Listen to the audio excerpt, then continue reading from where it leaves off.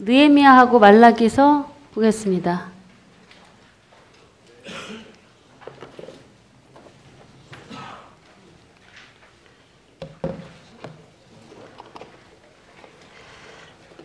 준비하시면서 여러분들 에스더서는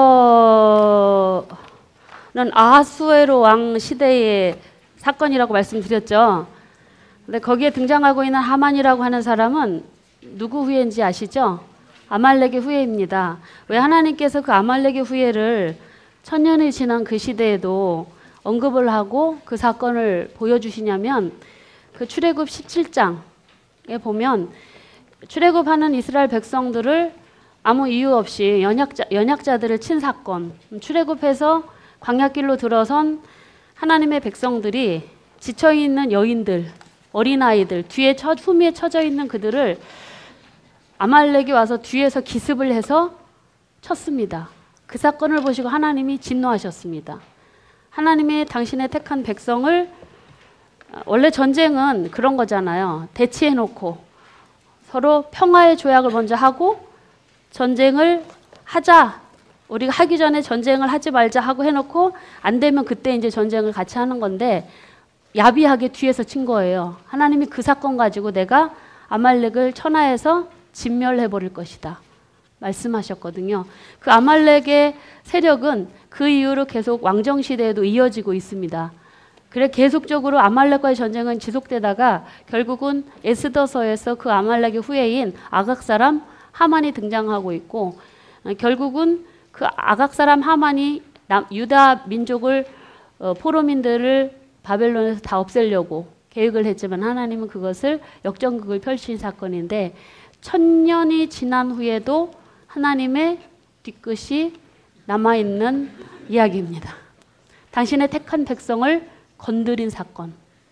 그래서 저는 출애굽 그 아말렉 군대를 향한, 아말렉을 향한 하나님의 진멸을 명하신 모습을 통해서 뿐만이 아니라 왕정시대뿐만이 아니라 특별히 예언서를 통해서 하나님께서는 당신의 택한 백성을 얼마나 끔찍히 사랑하시는가를 좀 만나보게 되어집니다. 그래서 좀 지나친 그런 편애 같은, 그래서 하나님은요 이스라엘 백성을 향해서, 당신 택한 백성을 향해서 내 여호와 하나님의 백성을 건드린 그 사건을 뭐라고 얘기하면 여호와의 눈동자를 건드렸다, 그렇게 표현하세요.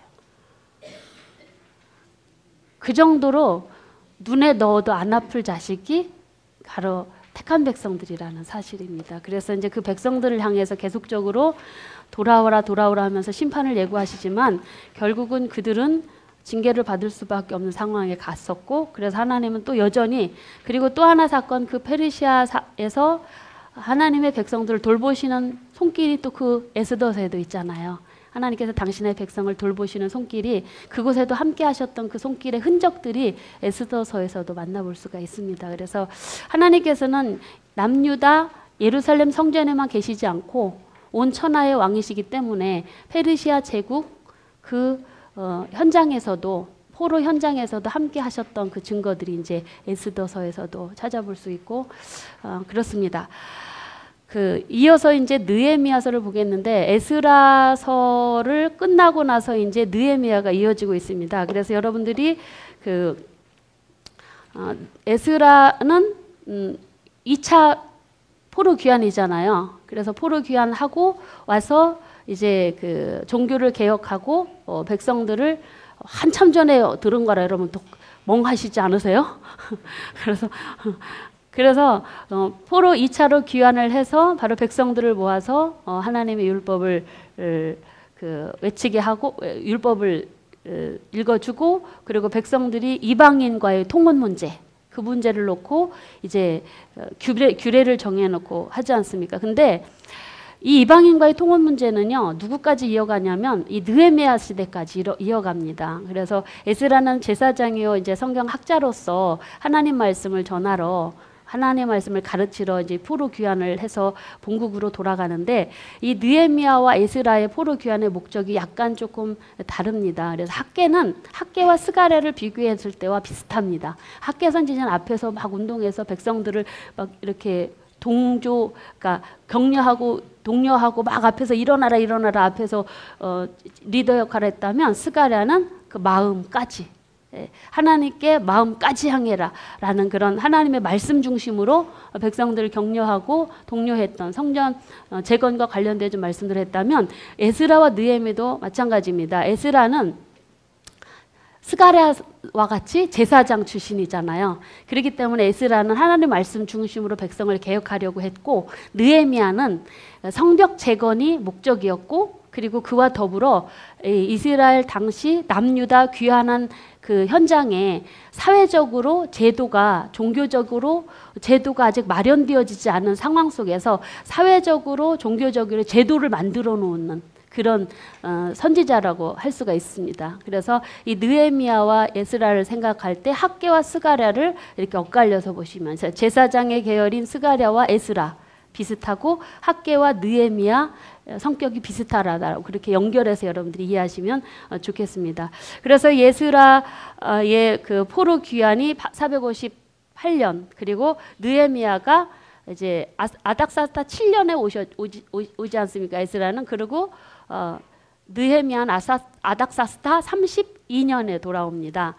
그래서 아닥사스다 왕 때 2차, 3차가 이루어지게 되는 모습들 여러분들이 이제 참고로 그렇게 하시고 자 이름을 보시겠습니다. 느헤미야라고 하는 이름은 위로하다 여호와의 위로라고 하는 그런 뜻을 가지고 있는 그 이름입니다.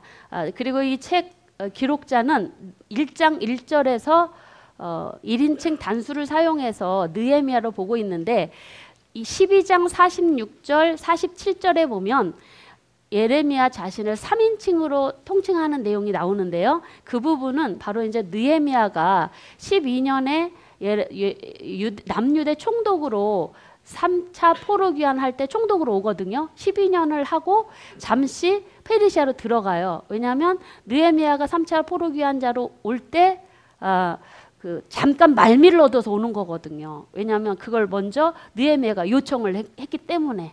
그러니까 아닥사스다 왕도 정치적인 입장에서 이쪽에 누군가를 둘 정치적인 이유도 있었지만 하지만 이 요청은 아닥사스다의 3차 요청은 3차 포로 귀환은 느헤미야가 왕에게 요청을 해서 오게 되어집니다. 그렇기 때문에 이 아닥사스다 왕이 말미를 그러니까 12년의 총독의 기간 동안 한 다음에 다시 돌아가야 되는 봄. 그래서 돌아갔다가 다시 페르시아 갔다가 다시 돌아오게 되는 그런 그 이후의 사건으로 이 12장 46절 47절의 사건들을 그렇게 보고 있습니다. 그래서 왜냐하면 그때 이제 돌아갔는데 페르시아 갔더니 또 문제가 생겼다라는 거예요. 그래서 그 소식을 듣고 이제 다시 돌아와서 증거된 내용들이 12장 이후의 내용들이거든요. 그래서 이제 기록자는 동일한 느헤미야이지만 시기가 바로 총독 시절 12년 아니라 그 이후의 기록이었다라고 그렇게 여러분들이 이해하시면 좋겠습니다. 느헤미야는 아닥사스다 왕의 그 술관원으로 소개를 하고 있지 않습니까? 그래서 아마 굉장히 그 가까운 측근의 사람으로 보고 있습니다. 그는 성벽 재건 그리고 사회적으로 백성들을 개혁하고 종교적인 제도, 사회 제도를 만들어주기 위해서 그는 포로 귀환을 이끌고 오게 됩니다. 근데 3차 귀환 때는요. 누구누구 왔는지 명단이 없습니다. 3차 귀환 때는. 1, 2차 때는 있지 않습니까? 그 명단이 공개되고 그런 모습들이 있고 그래서 기록 연대는요. 444년에서 425년으로 그렇게 보고 있습니다. 그래서 아닥사스다 왕 20년 때 왕이 허락을 받아서 3차 포로 귀환자들 인솔 해서 유대 총독으로 오게 되고 그러면서 와서 성벽 재건을 위해서 왔기 때문에 방해자들의 회방이 있었습니다. 그래서 그 회방에도 불구하고 성벽 재건을 52일 만에 이루게 되는 일들이 일어나죠. 그리고 잠시 페르시아로 가요.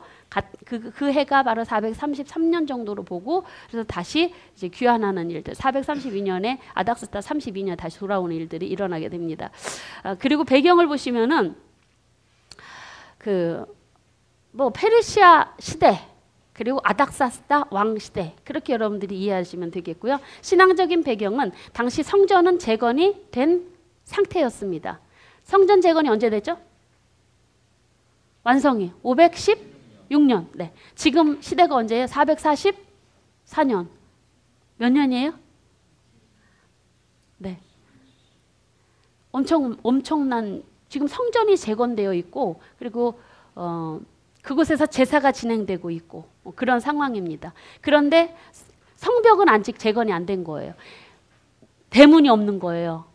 그러다 보니까는 이민족들이 침입이 있게 되고 그런 어려움 속에서 백성들이 고통을 당하는 사건들이 있게 되어져서 그가 돌아올 계획을 하고 있고 그리고 돌아와서 보니까 문제가 심각한 거예요. 그래서 제도를 마련해 주는 일들을 위해서 그가 이제 오는 이런 배경입니다. 그리고 그래서 기록 목적은 바로 성벽 재건과 그리고 백성들의 개혁을 목적으로 돌아오게 되는. 근데 이 성벽 재건은요 쉽지 않습니다. 여러분 성전 재건부터 방해꾼들은 계속 있었습니다. 그 주동자는 바로 사마리아 사람들이었습니다.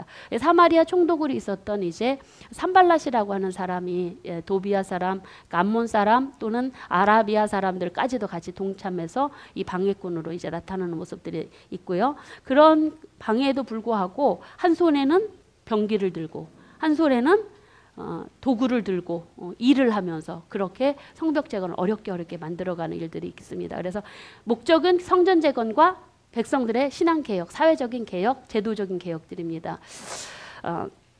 자세한 내용들은 본문에서 좀 들어가 보겠습니다. 전체 보기로 보면 느헤미야는 13장까지 있습니다. 에스라, 느헤미야, 에스더 해가지고 10장, 13, 10 이렇게 기억하시면 쉽다고 말씀을 드렸죠. 네, 그리고 이 13장의 내용을 여러분들이 두 부분으로 보면은 3차 귀환하고 성벽 재건한 내용이 이제 7장까지 나와 있고요. 8장부터 13장까지는 사회적인 그러니까 백성들을 개혁하는 내용입니다. 제도를 개혁하고 그리고 백성들이 율법을 낭독하면서 백성들의 종교적인 사회적인 제도들을 개혁해 나가고 그 틀들을 마련해 주는 일들을 이때 합니다. 그래서 여러분이 자세한 내용들을 좀 들어가 보면 1, 2장은 느헤미야가 돌아오고 귀환에서 돌아오고 3장은 성벽 재건이 시작되고 4장은 외부적인 사마리아 사람 총독과 더불어 외부적인 위협이 있습니다. 이번에는요 방해가 아니에요. 위협이에요. 위협. 목숨까지도 위태한 지경에 있습니다. 왜 성전 재건 때 방해 못해서 그게 계속 오는 것 같습니다. 4장에서 외적 위협이 있고요. 5장에서는요 내적 어려움이 있습니다. 백성들 내에서. 그게 이제 또 우리가 성전 재건 때도 봤듯이 흉작 그때 어려움을 당했지 않습니까? 이때는 흉작이 아니라 백성들 지도자들이 세금을 걷거나 또는 이자를 가난한 사람들에게 통일을 취해서 함으로 인해서 백성들이 가난한 사람 어려움을 당하는 그것 때문에 이제 내적인 어려움들이 오고 성벽 재건을 하는데 이런 어려움들이 있습니다. 근데 6장에 가서는요. 개인적으로 느헤미야가 개인적인 위협을 당하는 장입니다. 그래서 느헤미야를 암살하려고 하는 계획이 위협적이. 그래서 여러분 성벽 재건을 위해서는 4장에서 외부적인 위협, 5장에서는 내부적인 위협, 6장에서는 완전히 그 개인적인 위협. 이게 계속되어지고 결국은 7장에서 성벽 재건이 완성이 됩니다. 52일 만에. 성전 재건 때보다 더 어려웠던 거 여러분 이렇게 보여지시죠? 그래서 그렇게 보여지고 7장까지는 그렇게 보고 8장부터는 이제 에스라와 함께 뭐 하냐면 율법 낭독을 하는 그래서 백성들이 회개를 하고 그리고 이제 생활을 변화시켜 나가는 그런 개혁의 모습들이 뒤에 나타나고 있습니다. 특별히 이때 시절과 여러분들이 어디와 같이 보시냐면 느헤미야 시대는요 말라기서와 같이 보셔야 됩니다. 그래서 여러분들이 말라기에 가면은 더 자세하고 더 정확하게 하나님이 제사장들과 백성들의 죄악을 아주 꼭 집어서 말씀하시는 내용. 이 느헤미야와 말라기 시대가 거의 비슷한 시대로 여러분들이 이해하시면 되겠고, 그래서 그들은 이 시대에는 율법을 낭독했는데도 불구하고 말라기 시대에 가서는 하나님의 말씀을 떠나서 형식적인 예배 생활들, 11조 문제들, 안식일 문제들 이런 것들이 이제 이때 일어났습니다. 그래서 그 부분들을 이제 잘 제도를 마련해 주는 일들, 특별히 이 느헤미야서에도 에스라에 나왔던 통혼의 문제가 나옵니다. 통혼의 문제. 이게 그런 부분들이 나오고, 이 통혼의 문제는요 말라기 시대도 나옵니다. 11조 문제 말라기 시대 나오고 있습니다. 그런데 여러분들이 나중에 지난번에 아까 말씀드렸듯이 스가랴서에서는 백성들의 마음을 하나님께 돌이키도록 하기 위한 그런 개혁을 했던 그런 선지자라고 말씀드렸지 않습니까? 그런데 그 이후에 이제 스가랴서 이후에 이 느헤미야와 말라기서에까지 가면은 이 스가랴의 선지자의 그 외쳤던 그 메시지들이 사실은 여기에 그러니까 이 시대의 사람들에게 꼭 필요한 메시지였다라는 거. 형식적인 예배, 형식적인 제사, 라는 부분들이 이제는 많이 나타나고 마음 없는 봉사, 헌신 이런 것들이 있어진 때였다라고 이제 볼 수가 있습니다. 그래서 1장을 먼저 이제 들어가 보시면 그 느헤미야의 기도가 1장에 나타나는데 여기는 좀 읽어 보시는 게 좋을 것 같습니다. 1장 여러분들이 보시면 1장 2절로 3절 말씀 느헤미야가 예루살렘의 소식을 듣고 하나님 앞에 기도하는 내용이 기록되고 있습니다. 같이 읽겠습니다. 내 형제들 가운데 하나인 하나니가 내가 그 사람들의 힘을 변하고 물은즉 그들이 내게 이르되 사로잡힘을 면하고 남아있는 자들이 그 지방 거기에서 큰 환난을 당하고 능욕을 받으며 예루살렘 성은 허물어지고 성문은 불탔다 하는지라. 이 소식을 먼저 들어간 동생한테 듣는 거예요. 그 소식을 듣고 수일 동안 느헤미야는 슬퍼서 하나님 앞에 그 울면서 기도했다라는 이야기가 이제 2장에 1장 4절로 1장 4절로 6절 말씀에 기록되고 있습니다. 그래서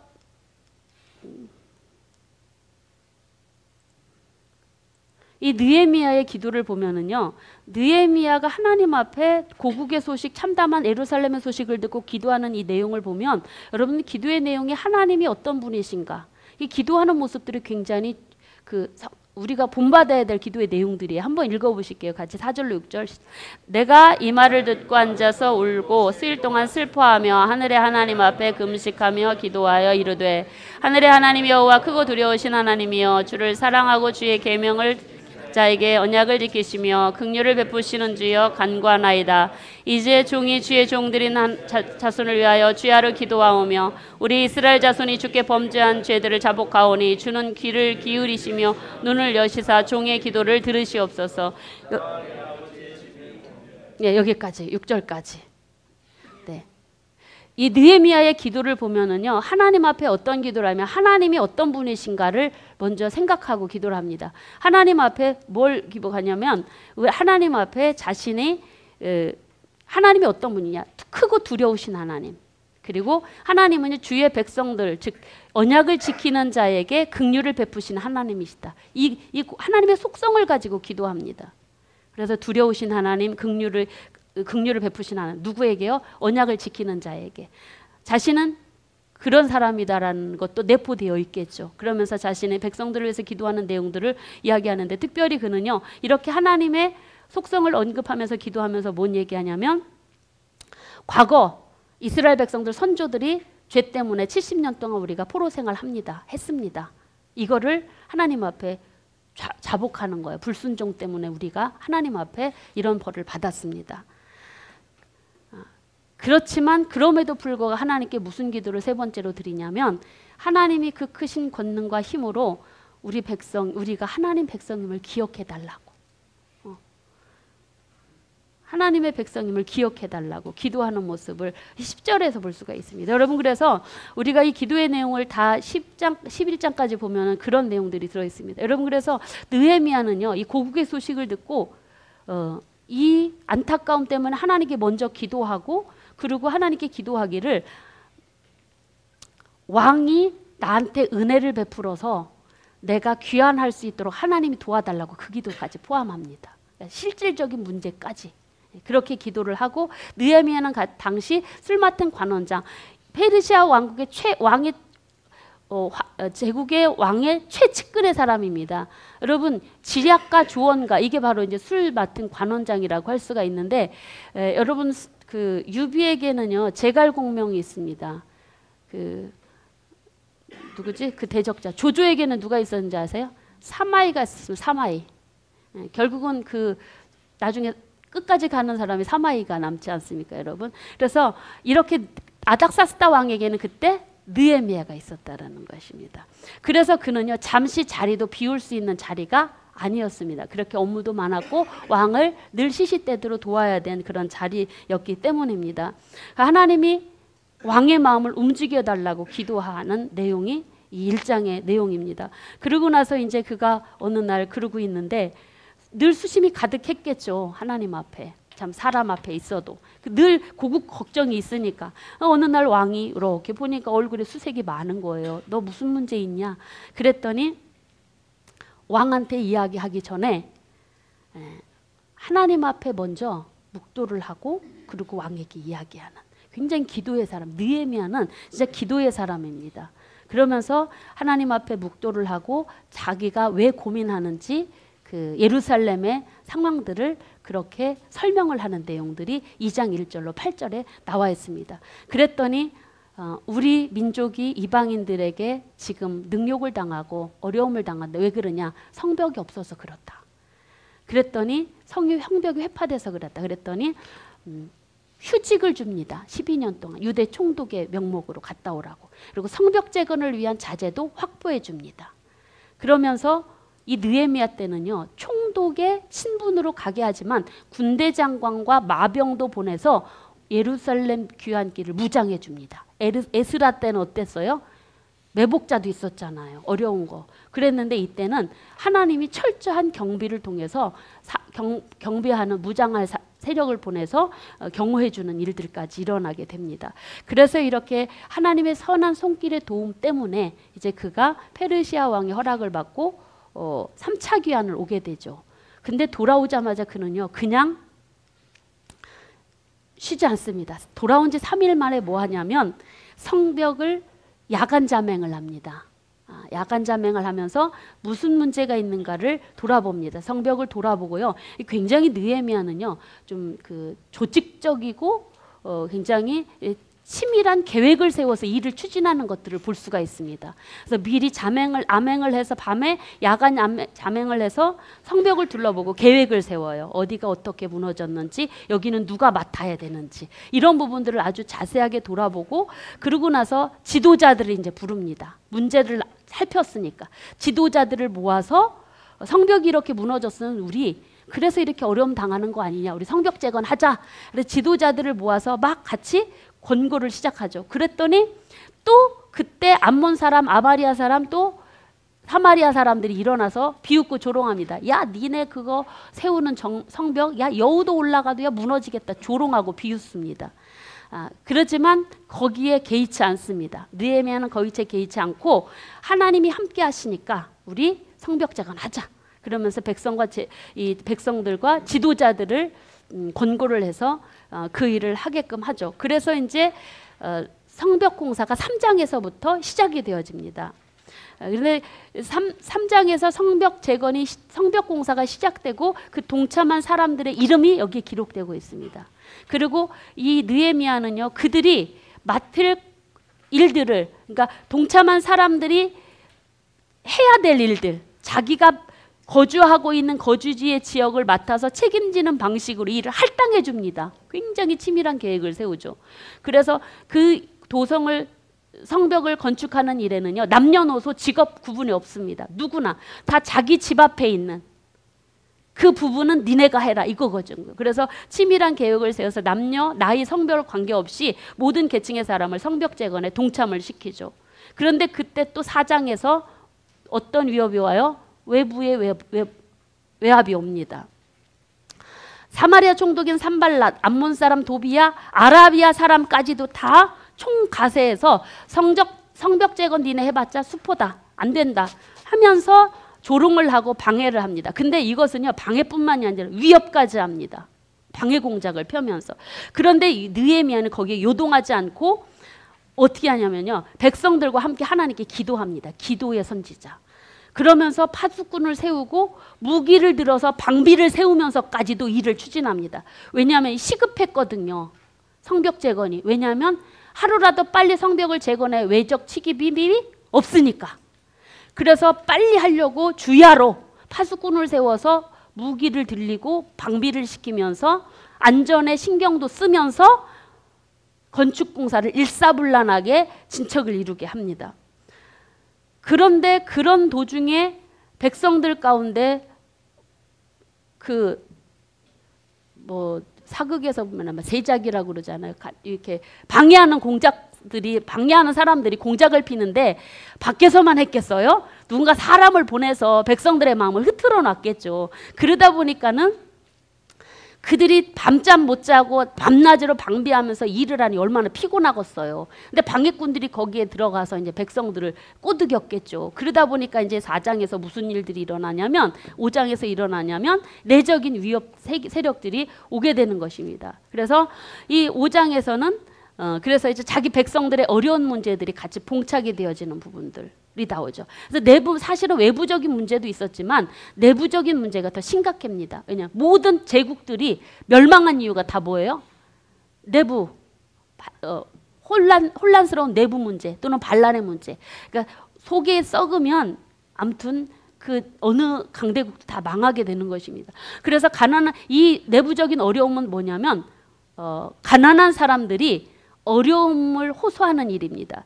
이게 바로 당시 이제 흉년으로 인하여서 식량난이 계속되고 있었던 것 같습니다. 그러다 보니까 경제적인 어려움을 당하고 있는 어려운 사람들, 가난한 사람들 있잖아요. 그 사람들은 돈이 없으니까 담보로 전답을 주고 그리고 돈을 빌리고 그러면 심한 이자를 받는 거예요. 이자 내려다가 허리가 휘는 거죠. 그러다가 세금도 내야 되고 그러니까 이자도 내야 되고 과중한 이자도 내고 그러다 보니까 가난한 사람들이 원성이 산 거예요. 먹고 살기 더 힘든 거예요. 그러다 보니까는 이 진척이 제대로 안 될 수밖에 없는 상황이죠. 근데 그 일을 알아보니까 무슨 문제냐면 조사를 해보니까 지역의 각 관리들이 고리대금 업을 같이 하면서 이 백성들을 동족들을 어렵게 만드는 거예요. 그래서 돈이 없는 백성들은 노예까지 삼으면서 백성들의 피고름을 빨아먹고 있는 거예요. 그 모습을 보면서 이 느헤미야가 분노를 합니다. 그래서 관리들과 유지들을 다 모아놓고 막 꾸짖습니다. 니네 어떻게 그럴 수 있냐, 동족한테.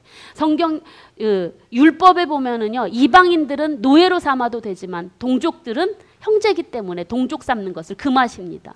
근데 그 일을 지금 하고 있는 거예요. 회개를 촉구하죠. 아주 단호한 회개를 촉구합니다. 그러면서 니네 이자 받는 거 이제 그쳐라. 그리고 이자 받는 것도 성경의 율법에 금하고 있는 일입니다. 동족들한테는 이자 받지 말도록 말씀하고 있습니다. 그리고 담보잡은 전답도 다 돌려줘라. 그건 형제한테 할 일이 아니다. 그러면서 율법의 말씀대로 백성들을 하나하나 개혁해 나갑니다. 이 잘못된 제도들을. 그러면서 과중한 세금을 가난한 자들에게 부담시키는 거, 이거 하지 않을 거, 맹세! 이렇게까지. 그런데 이 일들이 심한 반발 없이 잘 이루어집니다. 왜냐하면 느헤미야는요, 당시 총독이었지만 그 나라 세금에서 자기 녹을 받지 않습니다. 그러면서 일을 하는 거예요. 그러니까 느헤미야 말이 먹혀 들어가는 거죠. 그래서 바로 느헤미야가 헌신적인 이런 모습을 보여주니까 지도자들한테 니네 그딴 짓 하지 말라고 해도 그들이 수긍하고 듣는 거예요. 그래서 이제 이러한 이자 받는 일, 가난한 사람들을 과중한 세금을 매기는 일, 이런 일들을 못하도록 막는 일들이 일어납니다. 그래서 내부 문제를 잠재웁니다. 그러면서 무슨 일이 일어나냐면 6장에서 느헤미야를 죽이려고 음모가 꾸며집니다. 거기는 좀 한번 좀 찾아볼까요? 죽이려고까지 하는 6장 6절이 아니고 6장 2절입니다. 여기는 6장 2절이 없네요. 6장 2절부터 우리 6장 2절부터 6절까지 한번 보실까요? 산발락과 게셈이 내게 사람을 보내어 이르기를 오라 우리가 어느 평지 한촌에서 서로 만나자 하니 실상은 나를 해하고자 함이었더라. 내가 곧 그들에게 사자를 보내어 이르기를 내가 이제 큰 역사를 하니 내려가지 못하겠노라. 어찌하여 역사를 중지하게 하고 너희에게로 내려가겠느냐 하매 그들이 4번이나 이같이 내게 사람을 보내되 나는 꽃같이 대답하였더니 산발락이 5번째는 그 종자의 손에 봉하지 않은 편지를 내게 그들에게 보냈는데 그 글에 이르기를 이방인 중에 소문이 있고 가스무도 말하기를 너와 유다 사람들이 모반하려 하여 성벽을 건축한다 하나니 내 그 말이 같이 왕이 되려 하는도다. 이 방해 공작을 아무리 해도 안 되니까 이제는 느헤미야를 제거하려고 그러는 거예요. 그래서 음모를 꾸미는데 아무리 사신을 보내서 이제 뭐 하냐면 회담을 제의하는 거예요. 오면 죽이려고. 근데 그게 다 자기 죽이려는 음모인 걸 느헤미야는 알아요. 기도의 사람은 역시 영빨이 있는 사람은 미리 이게 감지가 되나 봅니다. 그래서 4번씩이나 안 가요. 그런데 회담을 4번씩이나 제안을 거절을 하니까 5번째는 어떻게 하냐면 편지, 밀봉하지 않은 편지를 보는데 그 편지 내용이 뭐냐면 반역자라는 거예요. 왕을, 그러니까 자기가 왕 되려고 한다. 성벽 재건하는 이유가 지금 느헤미야가 왕 되려고 하는 일이다라고 그런 내용이 쓰여진 편지를 보내는 것입니다. 근데 이게 이제 왕에게 이제 전달되는 그런 일들이. 그러나 느헤미야는 여기에 개의치 않습니다. 오히려 그 일 때문에 하나님 앞에 기도해요. 야, 기도의 사람이 느헤미야의 모습이 이렇게 나타나고 있습니다. 하나님 앞에 내 손을 힘있게 하옵소서 하면서 기도하면서 그것도 이겨냅니다. 그런데도 안 되니까 거짓 선지자들에게 뇌물을 주고 거짓 예언을 하면서 느헤미야의 생명을 계속 위태롭게 하려고 무슨 일까지 하냐면 거짓 선지자들을 세워서 너 목숨이 위험하니까 지성소 가. 성전에 지성소 자리는 아무나 못 가잖아요. 대제사장만 들어가는데 네 거기 피하면 목숨이 안전할 거야 라는 이야기를 거짓 선지자 세워서까지 합니다. 그런데 느헤미야는요 분별력까지 포함돼요. 분별력 있는 행동으로 그것도 빠져들지 않습니다. 그래서 분별력 있는 믿음과 기도와 담대한 용기로 이 모든 그 음모까지도 다 이기고 그 용감한 지도력을 발휘하게 되죠. 그래서 이렇게 외부적인 방해 공작 그리고 내부적인 어려움 그리고 암살의 음모 이걸 다 이기고 결국 성벽 재건이 이루어집니다. 52일 만에. 얼마나 급했으면 오자마자 3일 만에 진행을 했고 그리고 52일 만에 이것이 이런 걸 보면 당시 느헤미야의 마음이 얼마나 이렇게 마음이 급했는가 그리고 이 일이 얼마나 시급한 일이었는가를 볼 수가 있는데 우리 이 말씀은 좀 읽고 가겠습니다. 성벽 역사가 52일 만에 엘루월 25일에 끝남에 우리의 모든 대적과 주위에 있는 이방 족속들이 이를 듣고 다 두려워하여 크게 낙담하였으니 그들이 우리 하나님께서 이 역사를 이루신 것을 알미니라. 아멘. 이렇게 어려움 중에 모든 일들을 마치니까 방해 공작하는 사람들이 뭐래요? 하나님 이루셨구나. 하나님 살아계신 걸 본 거예요. 그래서 믿음의 사람들이 그런 것 같습니다. 아무리 대적들이 있어도 이렇게 하나님을 의지하고 기도하다 보면 그걸 통해서 하나님의 살아계심이 증거되는 이 느헤미야 역사를 통해서 보게 되는데 그 다음부터 이제 무슨 일들이 일어나냐면 7장부터는 7장에서 이렇게 성벽 재건을 한 다음에 7장에는요 예루살렘 그 지역의 성 안에 성벽이 재건됐으니까 그 안에 행정을 조직하고 인구를 등록시킵니다. 왜냐하면 당시 있잖아요. 많은 사람들이 이렇게 성벽을 건축하고 성전을 했지만 예루살렘 성전에 사는 사람, 성전 예루살렘 성 안에 사는 주민이 적었습니다. 적고 그래서 이제 그들을 이제 자기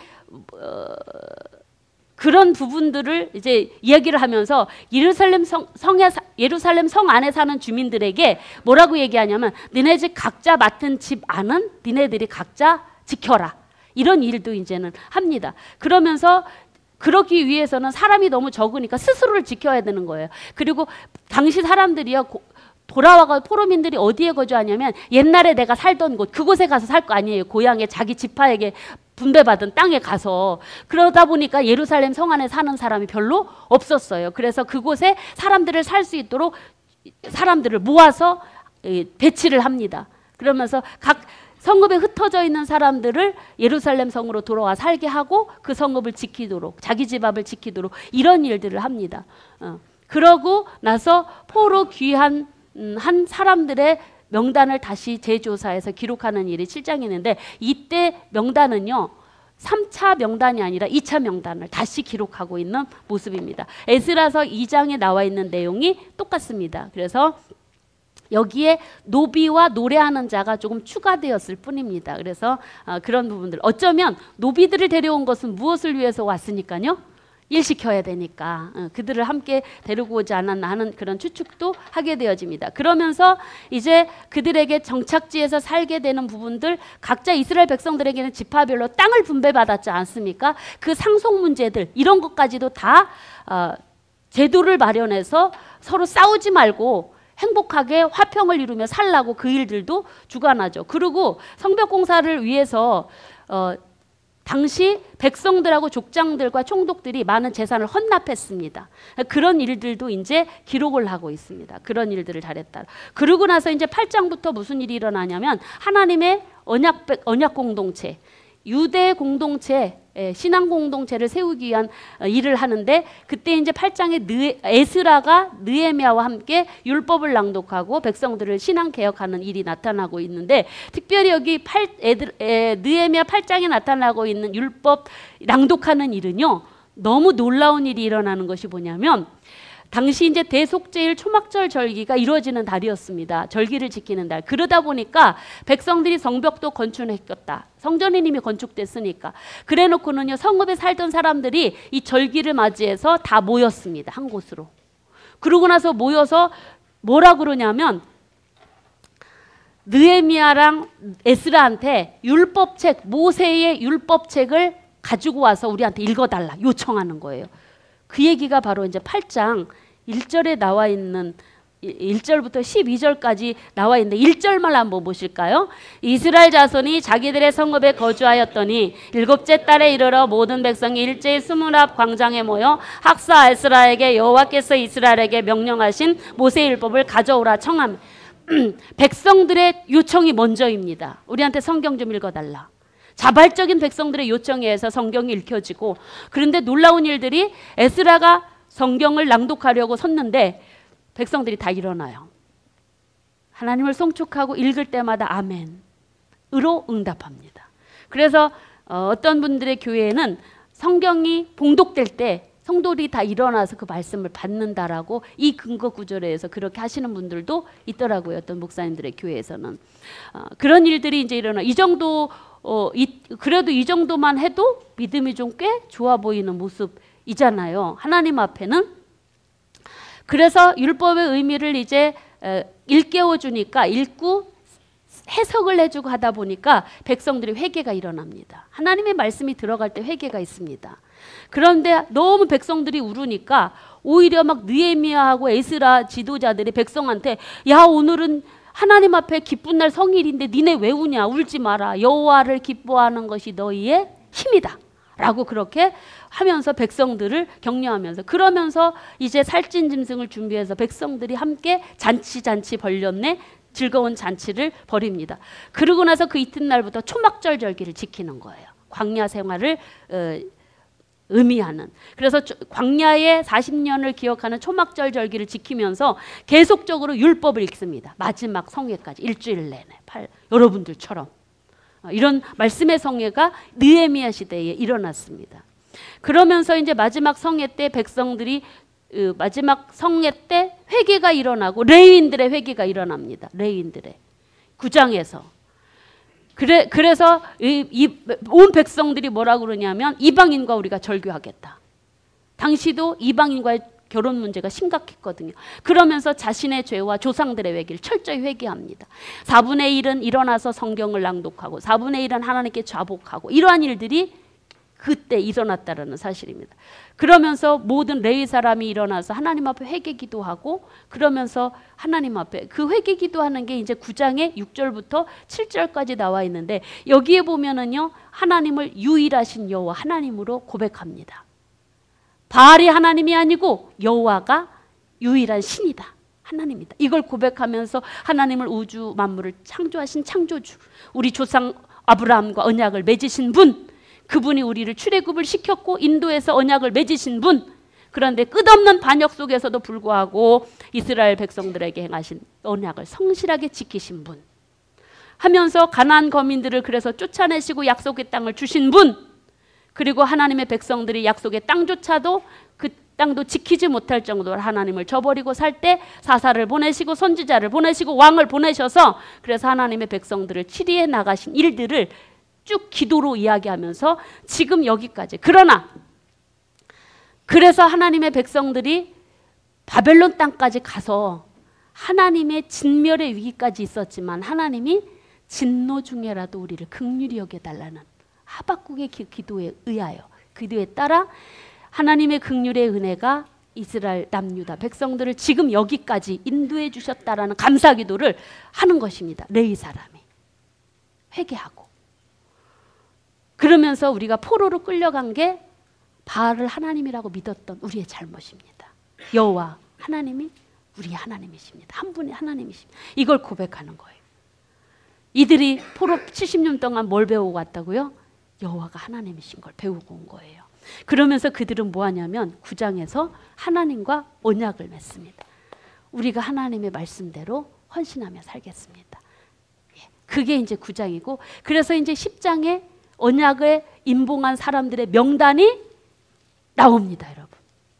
10장에 율법 낭독과 더불어 여러분 에스라서에도 부끄러운 이름도 있잖아요. 명예로운 이름도 있고.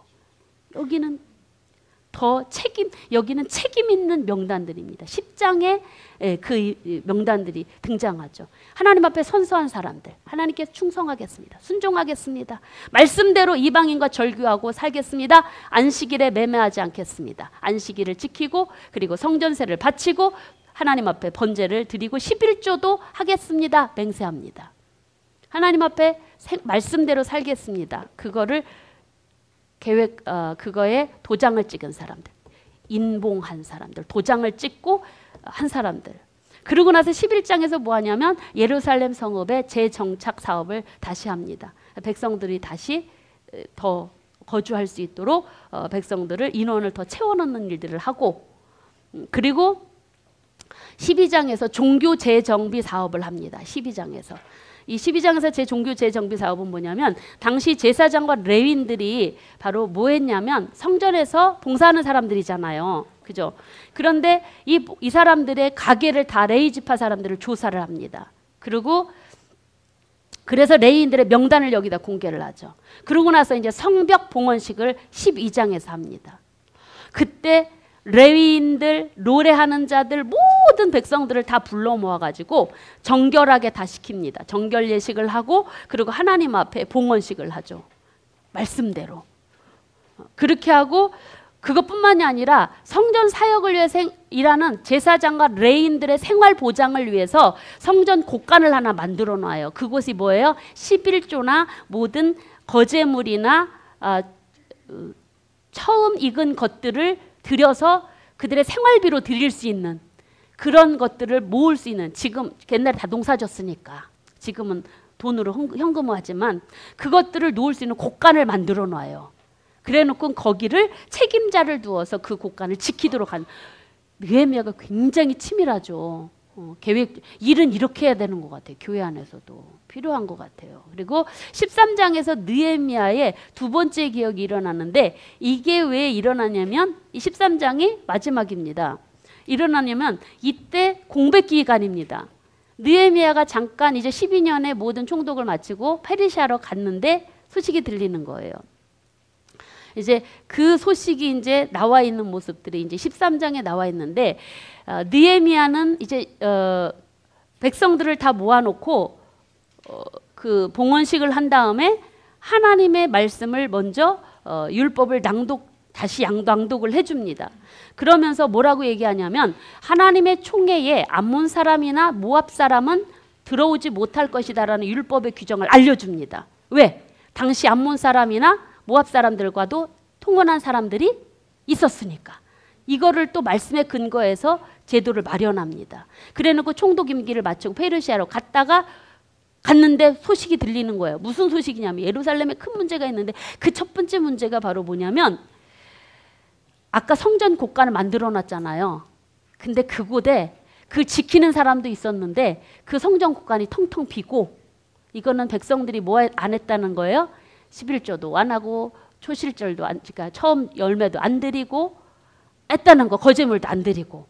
그곳에 누가 와 있냐면 대제사장 엘리야십의 친구 암몬 사람 도비야가 그 성전방을 차지하고 있대라는 거예요. 근데 이 대제사장 엘리야십이 엘리야십이 그 암몬 사람 그 도비야가 유대인과 결혼을 해서 그곳에 이제 대제사장이 허락을 해준 거예요. 그곳에. 이 미친 짓 아니냐고 이게. 대제사장이. 그러다 보니까 그 소식을 듣고 또 다시 말미를 하면서 예루살렘으로 또 오십니다. 그게 이제 아닥사스 32년 432년인데 와보니까 성전방이 텅텅 비었고 그 암몬 자손이 도비야가 있는 거예요. 열받아가지고 세간을 다 내쫓고 성전을 정결하게 만들고 그리고 다시 하나님의 성전을 그릇을 만들어 놓고 다시 예배를 드릴 수 있는 준비를 합니다. 두 번째 문제가 뭐였냐면 그 곳간이 비었다라는 것은 백성들이 11조를 안 한 거예요. 온전하게. 그래서 11조를 안 하고 생활비를 안 주니까 레위인들이 붙어서 일을 할까요? 안 할까요? 안 하죠. 대제사장은 아마 백성들을 등쳐먹고 살았나 봐요. 그러니까 붙어서 살죠. 레위인들은요 없어요. 그래서 제사를 드려야 되는데 도움을 하는 레위인들이 없는 거예요. 왜 그러냐 그랬더니 생활비를 안 줘서 다 다른 직업 가지고 다 갖다 놓는 거예요. 그래서 성전을 다 떠난 거예요. 성전에 레위인이 없는 거예요. 그래서 느헤미야가 또 지도자들을 모아놓고 막 무책임한 이들을 막 책망을 합니다. 니네 어떻게 그럴 수 있냐. 그래서 레위인들 다시 다 불러 모아요. 그래서 백성들을 모아놓고 11조 예물 철저하게 드리도록 권면하죠. 그리고 그 11조와 예물들을 곳간에 드리도록 관리 감독을 이제 다시 임명을 해서 세우는 일들 일어나고 세 번째 문제가 뭐였냐면 안식일을 어기는 문제. 아니 아까 몇 장에서 언약식을 했죠? 9장에서 예언식, 언약식, 10장에서 언약 봉헌 명단이 나오잖아요. 9장에서 하고. 뭐 한다고요? 말씀대로 산다고. 근데 지금 그 어간의 말미가 한 1년 정도밖에 안 되거든요. 근데 지금 그 다 헛짓한 거예요. 뭐예요? 형식적으로만, 말로만 한 거예요. 마음이 없는. 세 번째 문제가 안식일을 어기는 거예요. 봐보니까 성 안에 막 장사치들이 다 들어와서 완전 난리가 난 거예요. 그래서 안식일 날에 성문을 잠궈버려요. 못 들어오게. 그래놓고는 근데 보니까는 안식일 날 서성이는 사람들이 있는 거예요. 그래서 율법의 안식일을 범하는 것이 하나님 앞에 이걸 범하면 벌을 행할 거다 경고하고 보내요. 안식일 와서 장사하면 혼난다? 이렇게 그려놓고 벌여놓고. 그래서 안식일을 거룩하게 지키도록 촉구를 하죠. 네 번째 문제가 마지막 이방인과의 통합 문제입니다.